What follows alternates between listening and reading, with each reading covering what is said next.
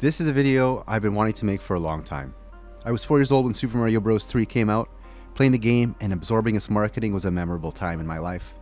I loved the game and have put in countless hours, but still, there's things going on in the game that aren't explained and others that just don't seem to fit. I knew there was something more to uncover. I knew there was a deeper story behind the curtain. I recently watched Super Mario 64 as a Freemasonic and Illuminist digital ritual by Sunflower. It's a great video and I recommend you watch it after this one. He elaborates on how the stages in Super Mario 64 are much like rituals for initiations in Freemasonic degrees or whatever. Very interesting, and I think it plays in line with what I'm trying to present here in this video. Before we jump right into the game itself, I want to go back and dive a little bit deeper in the history of Nintendo themselves, because around the time of the release of Super Mario Bros. 3 was Nintendo's 100th anniversary. In order to find out more, let's dial it back to 1866, when the first Freemasonic Lodge was consecrated on June 26th in Yokohama. Freemason ideas are strange, convoluted, and most certainly unnecessary. I feel like they make their occult ideas seem divine. I have a cat. I feel that she is divine. I devote my life to her, and I keep her misgivings a secret, and I do traditions and rituals every day to appease her as my master. This can apply to anything. I feel that Freemasons are a group of men who need something like that, something divine, but it needs to be validated by the other men in the group. This makes for strong fraternal bonds. Also, these individuals might want to have people with strong political or financial power to join their group. Along with its mysteriousness and symbolism and secrecy, with the promise of protected knowledge, it all contributes to making the group appealing to join. I believe the majority of people involved is because of their environment. Please excuse that bit of a side note, but I'm much more of a solo and don't find comfort in joining groups like that. Freemason information and history is largely provided by the Freemasons themselves in order to create interest for their new initiates. An excerpt describing the beginnings of Freemasonry in Japan mentions, the first recorded Masonic activity in Japan was connected with a military unit. In 1864, a detachment of the British 20th Regiment arrived in Yokohama for garrison duty under the terms of the new Treaty of Amity and Commerce, signed July 28, 1858, and brought with it Sphinx Lodge number 263 under the Grand Lodge of Ireland. Meetings held by this regimental lodge led the Freemason members of the foreign community to consider the formation of a local lodge. Many of these Freemason members had arrived in the newly laid out town of Yokohama from various port cities in China, where several lodges already had been established.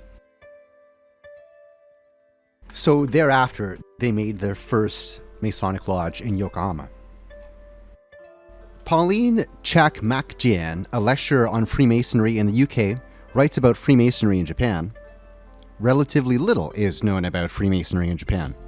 The first Japanese nationals to become Freemasons were initiated in the Netherlands in 1864. The rest of this essay cost $42, but I think we got the gist of it. Japanese are big on their privacy, likely more so than when a secret society is involved. Several Masonic lodges popped up in Japan after the first Yokohama Lodge was established. The second was also built in Yokohama in July 1869. The third to be built was Tokyo's Nippon Lodge. And then fourth seemingly important lodge in Kobe, known as the Lodge Higo and Osaka. It's now known as the Kobe Club and is the oldest foreign club in Western Japan. It was bombed during an air raid in 1945 and rebuilt to its present-day likeness in 1955. There's also a lodge in Kyoto, not too far from Nintendo's headquarters. But that's all the information I could find about this one. While the Japanese built their first 4 Masonic lodges in the span of 6 or 7 years, Masonic lodges numbering in the UK went from 300 to more than 1,000 in the 1860s. By the 1880s, UK had more than 2,000 Masonic lodges, and by the 1900s, they had more than 3,000 Masonic lodges. So during this time, there was a clear expansion of Freemasons and members. So that's a little bit of the history of Freemasons in Japan. Now, in 1859, Fusajiro Fukui was born on November 22nd. As a young man of 12 years old, he was employed by the Haiko Cement Company as a cement mason or something. In 1872, Fusajiro would receive the surname Yamauchi upon being adopted by Naoshichi Yamauchi, the owner of the Haiko Cement Company. So the reason for this is because you need to be the son of the owner to inherit a company, because Japan. So in 1885, Fusajiro Yamauchi inherited Haiko Cement Company and renamed it to Haiku Honten Company Limited at the age of 26. On the Haiku Honten's website about their history, it states, around that time, Kyoto Prefecture started the Lake Biwa Canal project, and Fusajiro Yamauchi, who was on good terms with the upper management of the Mitsui family, purchased Onoda Cement through the Mitsui family and sold cement to the canal construction. The Mitsui family is one of the most powerful families of merchants and industrialists in Japan, and were established in 1673.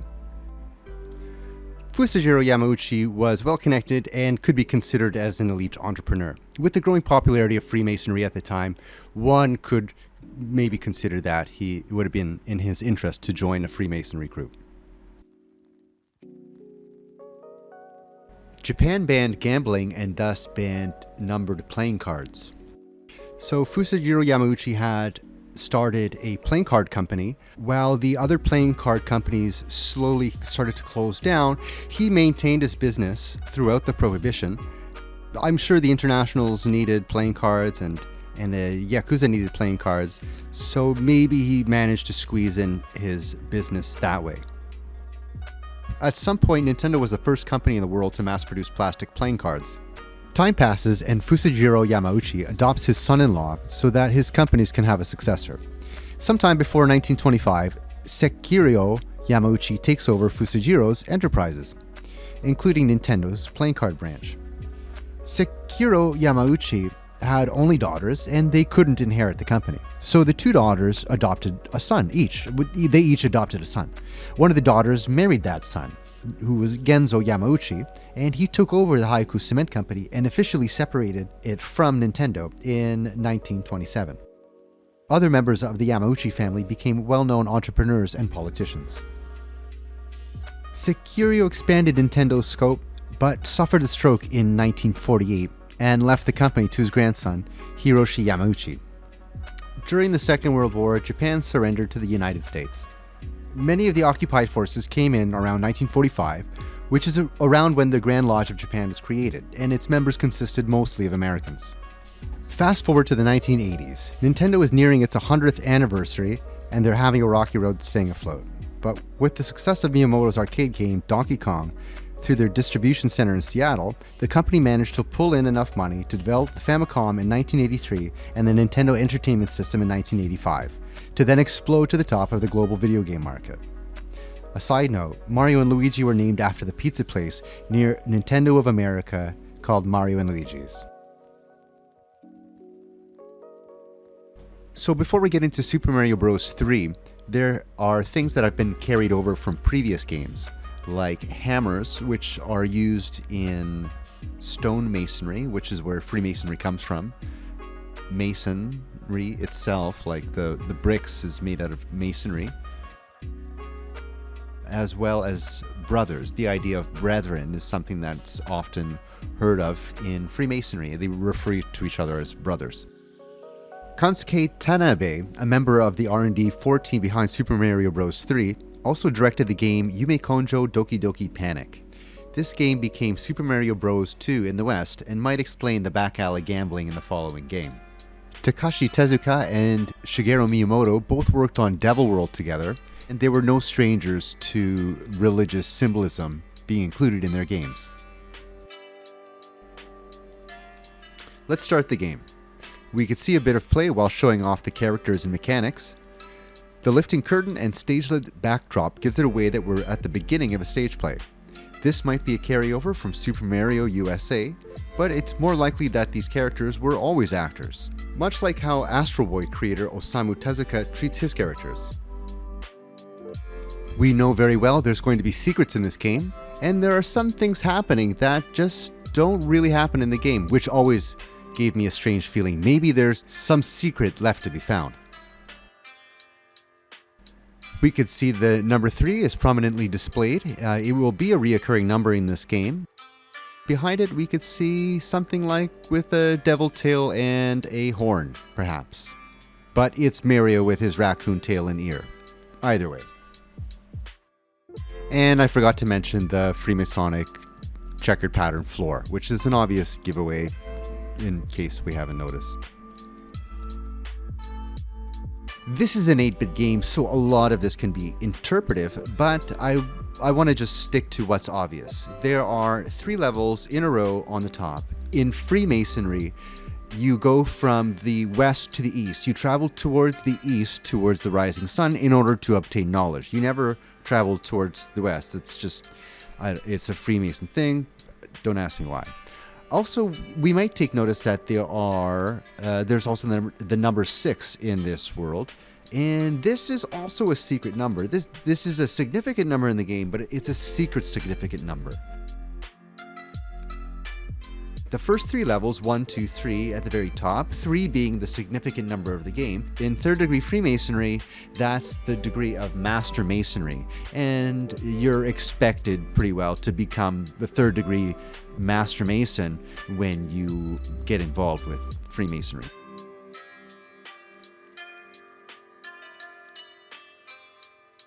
Also, we see prominently depicted in the first world is the Freemason symbol that we're so used to seeing with a G inside of it, which is a depiction of a compass and square. As we start the first level, we're introduced to a new game with new mechanics. We're able to drop down behind white blocks if we stand on them for 6 in-game seconds. In a pre-release version of the game, Mario was able to drop down from the top of these colored blocks, but this feature was removed for the final release.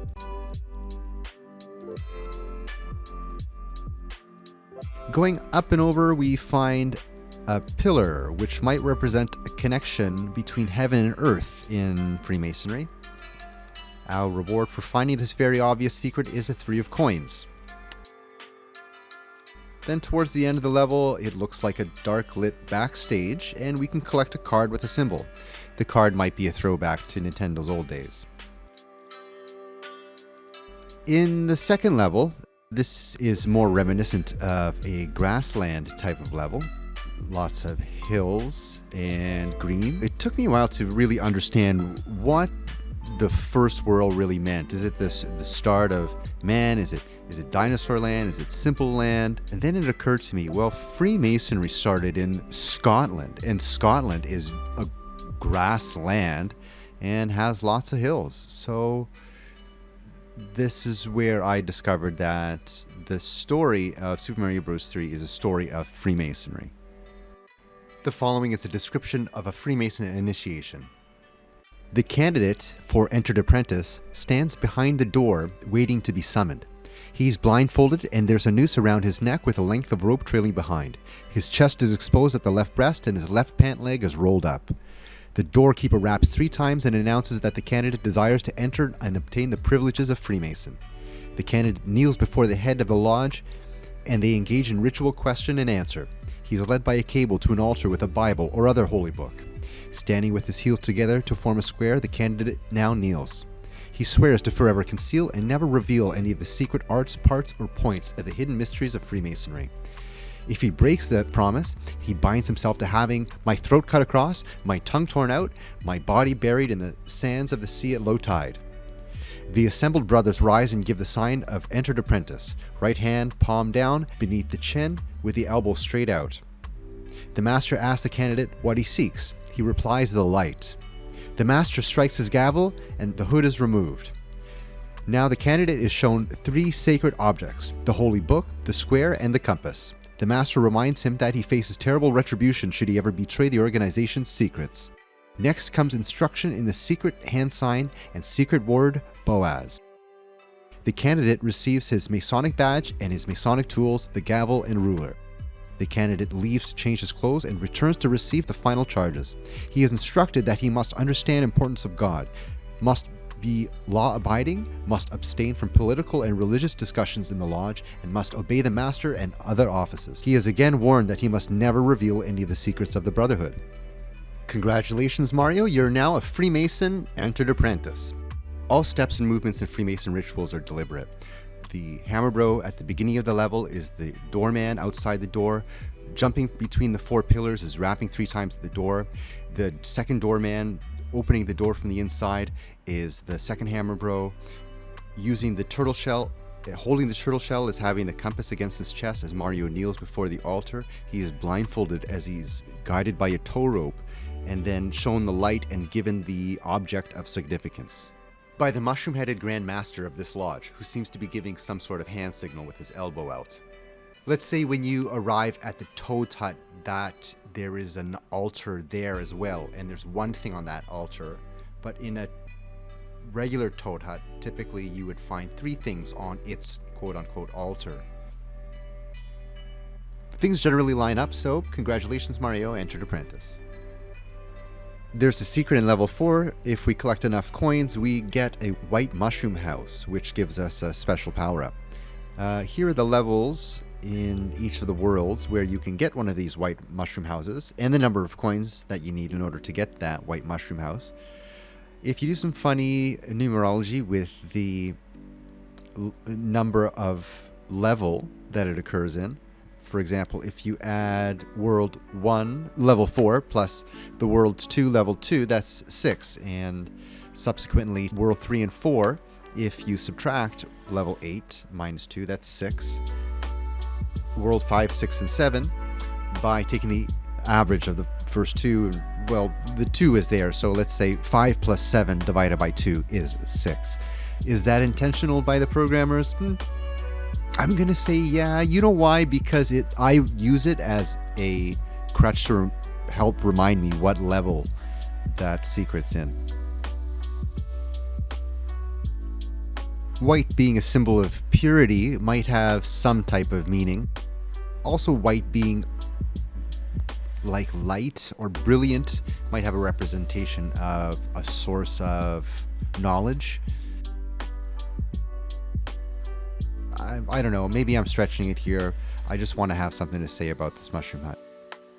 Something that really bothered me is there's eyes. Well, not bothered me, but I've always wondered, why does everything have eyes? Well, in Freemasonry, the all-seeing eye is a thing, and that's like the almighty higher power, seeing over everything. Also, this is a stage play, so in one respect, you could say that it's the audience, it's the Mason members that are watching. Oh, I'm missing. We're in a fortress right now, and there's a skeleton, which is new to this Super Mario Bros. Skeletons can be found in Freemason lodges because they use it part of rituals. Maybe we could look at the fortress as a representation of a Freemasonic lodge. G, as found in the Freemason symbol, representing maybe geometry or gnosis. In the Hebrew alphabet, the G has a numerical representation of the number 3. I think the locks associated with the fortresses in each world might have had a unique power-up or key in order to unlock those that we don't see in the final game. Coming back to the World 1 map, we have a card here that I'll play in a sec. And we have a hammer bro, and we have a moat around the castle. The end on the cards always made me wonder when I was young, so now I know that that's a branding for Nintendo playing cards. What can I say about the moat? Well, the moat is not really a river. We might see it coming up, a river coming up later on in the game. There is a bridge on the moat. I might want to say, we're crossing a point of no return, but I don't know. Maybe I'm reading too much into it. The castle, you might find it's reminiscent to Cinderella's castle in Orlando, Florida's Disney World. This may be because the design team flew down to the United States and in fact visited Disney World for some inspiration for the game. In Freemasonry, pillars are a very common symbol representing the twin pillars of Boaz and Joachim. There's a lot we could say about the pillars, but one thing, the pillars may be seen representing 2 out of the 3 pillars of the Tree of Life, the Jewish mystical symbol for the creation of the universe.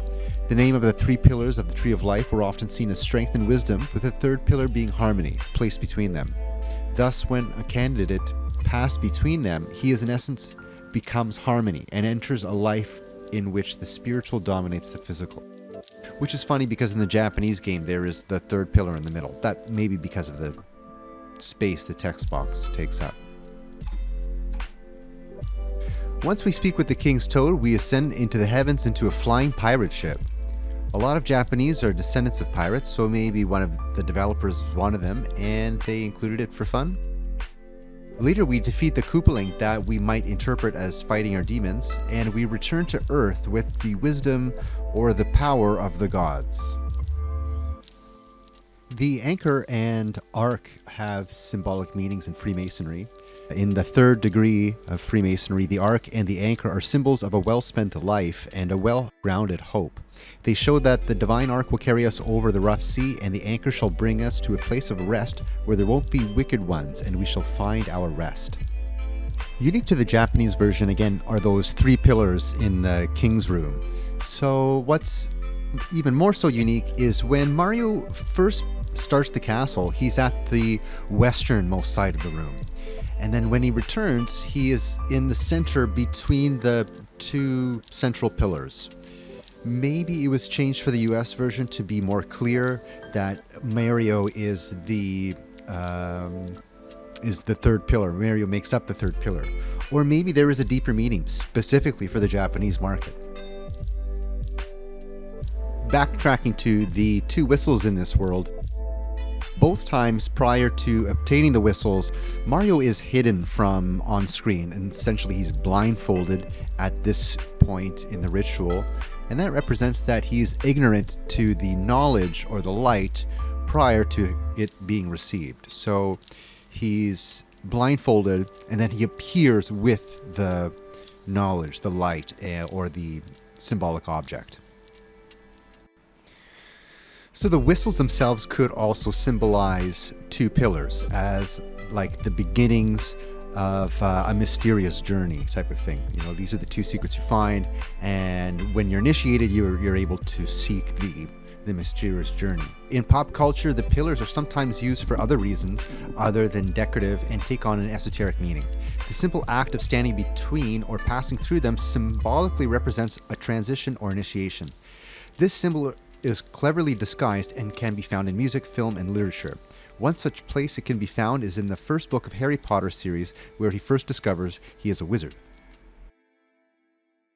This is a good time to transition to the second world and talk a little bit about Solomon's Temple. So that's kind of where the pillars come from. The account of Solomon's Temple is one of great importance to Freemasonry, as each detail of the building holds an important esoteric meaning. As mentioned before, the pillars act as a portal to the mysterious. According to ancient rabbis, Solomon was an initiate of the mystery schools, and the temple in which he built was actually a house of initiation containing a mass of pagan, philosophic, and phallic emblems. The pomegranates, palm-headed columns, and the pillars before the door, coupled with the arrangements of chambers and draperies, all indicate the temple to have been patterned after sanctuaries of Egypt and Atlantis. We're seeing palm-topped pillars here in World 2. It looks like ancient Egypt. So the message here is that we are kind of traveling through ancient Egypt, but more so we are exploring the mystery religions of the past. I suppose you could say it's Egyptian land, but it's more like it's symbolic of Egyptian land. In essence, World 2 is going from like the roots of Freemasonry and then into the more deep and perhaps esoteric side of Freemasonry. World 2 is essentially the world of Solomon's Temple. We see palm-top pillars are abundant and 2 are prominently placed on either side of the entrance to the world. The stage layout for the pyramid level looks like the interior of the Great Pyramid of Giza. There seems to be what looks like a large G placed in the center of the screen. Similar to World 1, we move from west to east like any good Mason would do. If we're knowledgeable enough to continue east past the edge of the map, we're rewarded with another warp whistle. Here's an obvious one. Here's a pyramid with an all-seeing eye in it. and above it are 2 pillars. As the mystery religions of ancient Egypt served as some inspiration for the mythology behind some of Freemasonry, naturally we would be seeing its imagery all over. Once you defeat the pyramid level, the 2 pyramids on either side of the entrance of the castle or temple stand out a little bit better, and at the end of this level we see 2 Koopas excavating a pyramid. While an angry sun isn't necessarily a symbol of Freemasonry, the sun and the moon oftentimes appear together in Freemasonic imagery, and they often have a face on them. So whether or not it's angry, that's another thing. The sun does have a face oftentimes in Freemasonry. Another unique thing about this enemy is that it's very difficult to kill. You could kill him with a Hammer Bros power-up, but we don't have one of those yet, or access to one yet. And we could otherwise use a turtle shell, which is quite difficult. But we can destroy the sun, which is the source of knowledge, if we are so knowledgeable ourselves. Maybe again I'm stretching. I found it neat that in World 2 Level 5 we have what looks like a sunken airship. Another unique way of finding a whistle is by using the stonemason's hammer and breaking the top right stone and moving further east of the map. We see a big 3, and again I'm going to go backwards and say 3 was the numeric value of the Hebrew letter G, and G represents gnosis or geometry, or even further represents knowledge. So we went towards knowledge, and the knowledge is at the far east. Also at this point, we've collected the 3 whistles, or 3 pillars, and in this Roman numeral 3, we also see 3 pillars. There's 3 boxes which each contain a frog suit, and 3 pillars with palm tops in the Fire Bros level. I'd like to take a moment to pause and thank you for watching up until now. I didn't realize that this video would actually go on to be this long. I'm enjoying making it, and I'm really appreciating that you're watching it. If I have any Freemasons, member of the Freemason community here watching, am I getting things right? Let me know. I'd really appreciate your comments. It's almost getting to the point where it's becoming annoying that I'm seeing these 2 pillars everywhere, at the start of worlds, at the start of levels. And what's also interesting that I did notice just now is that in World 2-1 there are 2 pyramids at the beginning of the level, and at the end there are 3 pyramids at the end of the level, maybe to symbolize that we've accomplished harmony, or, you know, metaphors. It's difficult to put a pin in this king here. He has a big mustache. I don't know, maybe he looks Scottish. But it's strange because the grassland, the king for that world had a turban. Yeah, I don't know. That's kind of why I didn't touch on it in the previous world. I almost can't unsee the pillars at the beginning here, those 2 rocks just to the right of that pipe. World 3, I used to think it was Japan world because Japan is the land of water. It's islands and surrounded by water, but there's a small part of it that takes up what looks like the entire shape of the islands of Japan. So it was very confusing what the initial parts of the World 3 was. And then it occurred to me that Freemasonry expanded prior to getting to Japan, was in a lot of the port cities in China, and perhaps Taiwan and Korea as well. But yes, in fact, China had many Freemason lodges because of the military strategic points there in China at the port cities. I think what we're seeing here is we've gone from Scotland, where the roots of Freemasonry come from. We've gone to collect knowledge from the mystic religions and the ancient lost religions. And now we're progressing and bringing this knowledge to Japan. Or maybe we're going through these locations in China to finally reach Japan, which is in fact the furthest east, where the Masonic Lodge is. or where the light is, at the east. Whatever, Japan's at the east. I guess I would have to say Japan is where the knowledge is. There isn't a boat port on the Japan Islands. You have to get there by taking a tunnel after completing some levels, and that pipe ends up at around Yokohama Bay. Moving in from Yokohama Bay into Yokohama, that's where the first Masonic lodge was consecrated in Japan. Just west of the Yokohama dot is the castle, which is around about where Kyoto would be situated, which is also where Nintendo is headquartered. World 3 Fortress has an interesting layout where the doors are placed between pillars. Not all of them, however, which may suggest that some should be more significant than others. But the significant door is actually the 6th door. So as I mentioned before, 6 is that secret significant number. The 5th door leads to a 1-up, and the 9th door leads to a coin room. Here we find a treasure ship, and the kanji actually stands for treasure.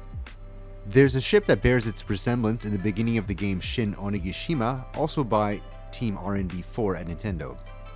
The Grand Master of World 3 is also a Mario brother himself, adding to the idea that the Mario brothers aren't actually brothers, but fraternal brothers.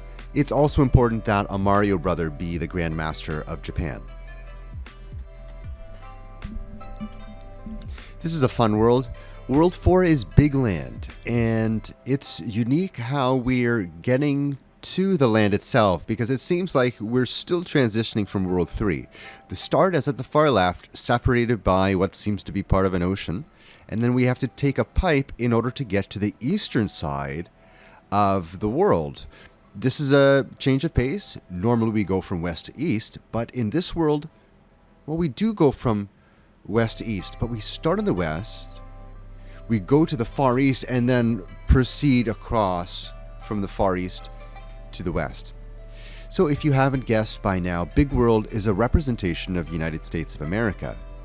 Supersize me, all that, the connections are there. The castle in this world happens to be where Nintendo of America is headquartered in Seattle, Washington. When we fly from Japan to America, we arrive in around where Florida would be, and that's where the R&D4 team went to get some inspiration for the new game. They went to Disney World in Orlando, among other destinations in the United States. Miyamoto essentially became a game designer when he was working with Nintendo of America to release new arcade machines. In World 4, the themes are still present, but I feel like we've toned down a little bit on the Masonic imagery, although here we see 2 pillars at the beginning of this level. The land and waterfall in the sky is a theme that we see in Miyamoto's games going forward. I think the designers are subtly poking fun at the United States, and also I do believe there is a significant meaning of moving west as opposed to moving east in the United States. I feel that maybe they're indicating that there's no superior knowledge to be gained in the United States as compared to Japan. The unique red mushroom hut always made me wonder. I'd like to put it to rest, and maybe let's say that the mushroom huts could be considered as Masonic lodges, and that in the United States there is more of a variety of them, and that the R&D4 team discovered that when they took the trip to United States. World 4 is also our introduction to the tanuki suit. A tanuki is kind of like a raccoon dog. It's an animal found in Japan, and there's some mythology behind these animals. In Japan, they say that some of them can turn into statues and some of them can turn into humans. The Grand Master of this world seems a little lackadaisical. As he catches his wand, he kicks his feet in his chair, and he's looking up somewhat cross-eyed and not towards Mario, almost as if his attention is somewhere else. World 5 is very interesting. At the top left, we have another Masonic logo, which is the compass and the square. And we have a river separating this part of the map into 2. On the far right, we have what would appear to be a Tower of Babel, and the right side layout appears to be organized in stairs. So I believe what image we're getting here is that symbolically Mario is crossing the river, crossing over to the other side, essentially dying symbolically in order to ascend to the heavens. The Tower of Babel is a biblical thing where a group of people wanted to get to God and they built a... Anyways, that's the image of what it may have appeared like, a big spiraling tower in order to ascend to the heavens, because they thought they could reach God physically. The story is, of course, metaphorical. It didn't actually happen. The theme of falling from heaven down to earth and ascending from earth up to heaven is prevalent throughout this world, and it's also found quite frequently in religious imagery. The first level of this world, there's a unique secret where there's a number 33 that can be obtained. This may be because if you count the number of numeric levels plus the mini fortresses, this would be the 33rd level, and that's significant Freemasonry because there are a total of 33 degrees in Freemasonry. This shoe has an interesting meaning in Freemasonry. Like many of the other imagery, there are different meanings depending on what degree. For example, the shoe in the first degree of Freemasonry would mean something of a contract or bond with someone, whereas in the third degree it would mean or represent that you would take your shoes off on holy ground.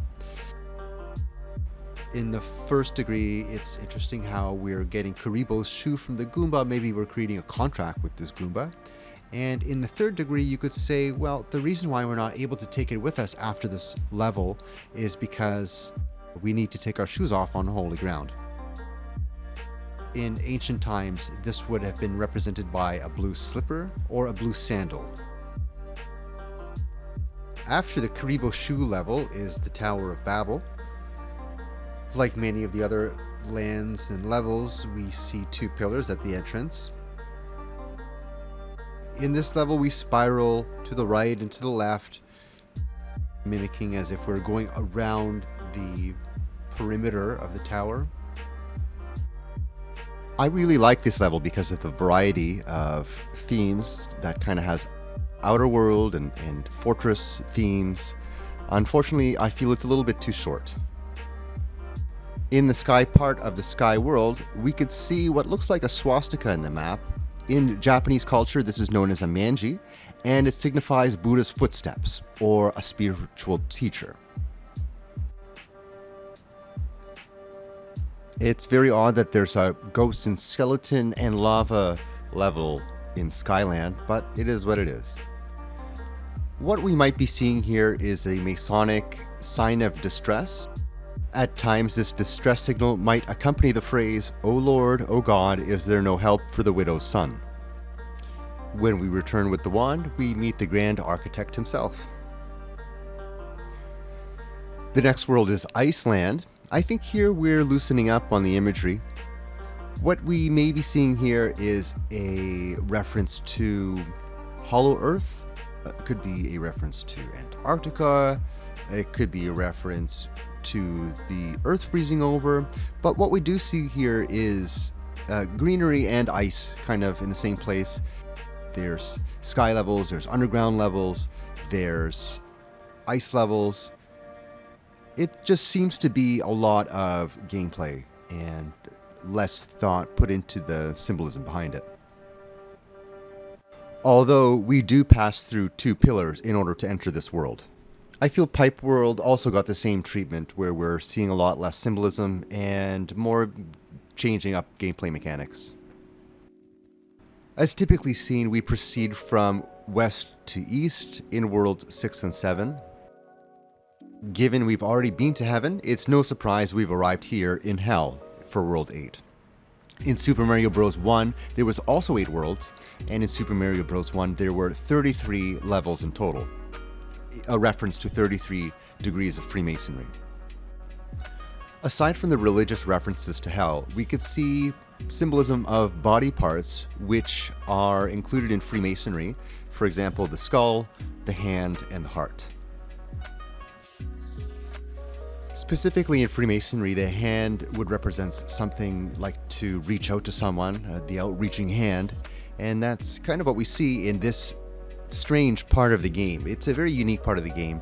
It looks like we're surrounded by a heart with a perimeter of skulls, and that there are some places on fire, and a hand comes out and grabs you. So an outreaching hand comes and grabs you. Maybe these locations on the heart are like compartments.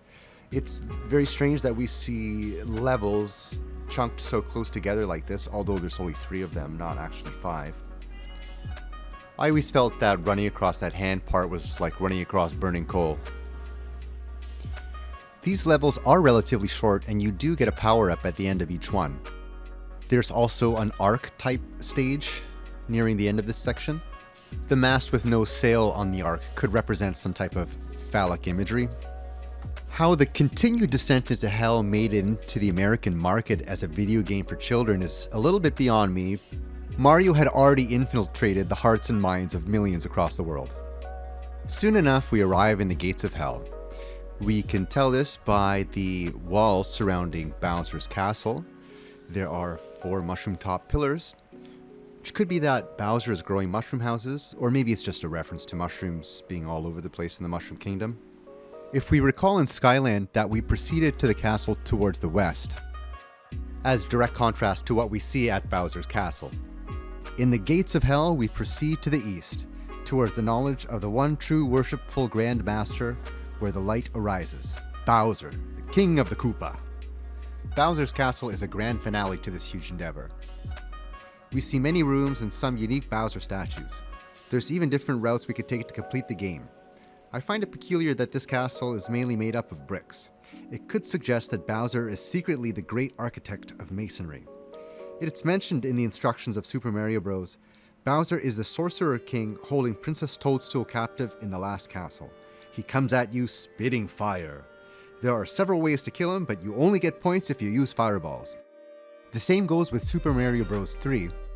I think you could only get 100 points by killing Bowser with fire or hammers. I've only tried it with fire and hammers, not with a star or any other ways, if there are any other ways.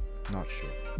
Another piece of Freemasonry symbolism before we head in to see Princess Toadstool is that there is a threshold above the door. This door seems to have a little bit more significance with a little bit more flair going on around it. So in Freemasonry, thresholds above a door is significant. The domed ceilings always remind me of the ceiling in the Grand Masonic Lodge in Tokyo. This is a time where game design was fluid. There wasn't any solid understanding of what made a game good. All that really mattered was numbers. How much money did it make? And Miyamoto was good at making numbers. I'll never know why Miyamoto turned Jumpman into a Freemason and named it Mario Brothers. Oftentimes we see Japanese directors and producers look at outside cultures and religions for inspiration for a lot of their work. Sometimes they use things and symbols that maybe they just don't understand the meaning of.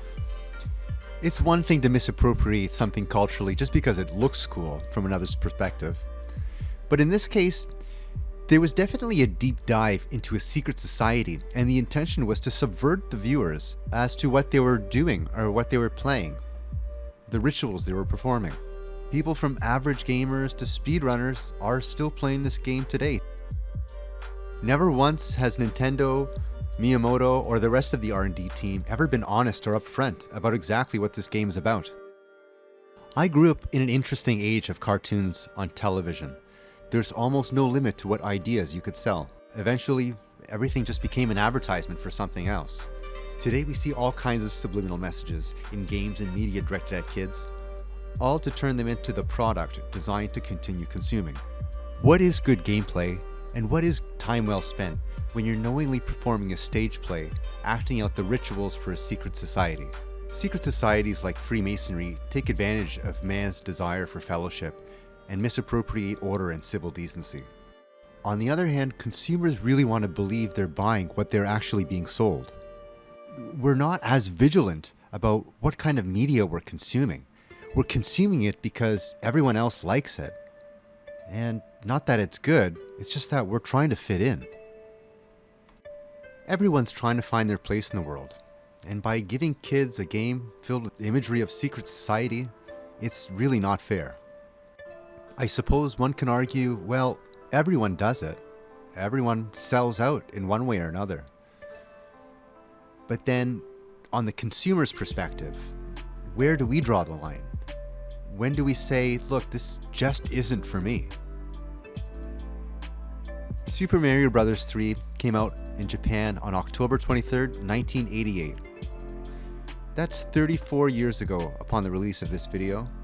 If I had released this video last year on its anniversary, that would be too symbolic for Freemasonry.